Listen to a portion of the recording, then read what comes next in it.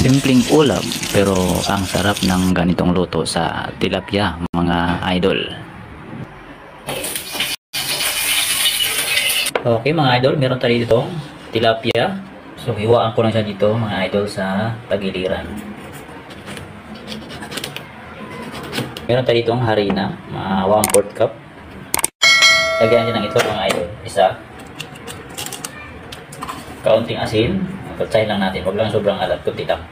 Paminta, lagyan na rin natin ng kaunti. Kaunting tubig. Tansayin lang natin yung huwag naman sobrang lapot. So yan muna, di ba rin magdagdag tayo? So pagka ganito na siya na malapot, ayan, ganyan yung consistency. Pwede natin ilagay yung tilapia dito. So tapos ko na idol, i-dip naman natin siya dito sa harina. Ayan. Pinaliguan lang natin siya ng harina. So ito mga idol, fry lang natin siya dito sa mainit na mantika. Malutong ang kanyang laman.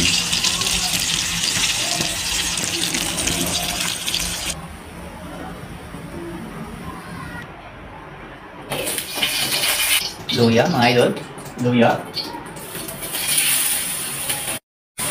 Sibuyas mga idol, ilagay na natin. Red and green bell pepper.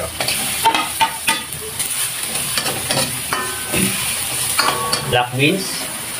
Tama natin yung sabaw. So isuti lang natin siya. Hanguin ko lang, ititira lang natin yung kaunting sabaw.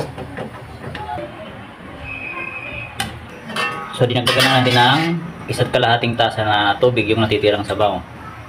Oyster sauce mga idol, 1 kutsara. 1 kutsara lang muna. Kaunting pampalinamnam, magic sarap, kaunti lang. Cooking wine, naglagay ako mga idol, konti lang. Rice wine o Chinese wine. Pwedeng wala, pwede rin namang meron. Pag meron naman kayo, konti lang. Ayan.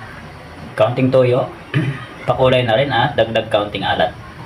Dahil maalat yung ating tausi, alalay lang sa paglagay ng toyo. Asukal, konti. Cornstarch, maglagay pa tayo, konti.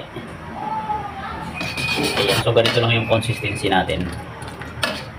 Ayan. Mga idol, naglagay ako ng sesame oil kaunti. Parang patak lang siya. Harap. Tapos, lagay natin yung naka-stir fry na gulay. Lahok natin kasi baka ma-overcook. Kaya hinangon ko siya. So, babalik na natin siya.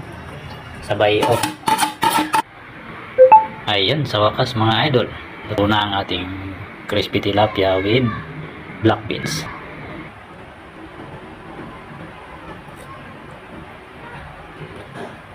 Sarap. Sarap pagkaluto sa tilapia.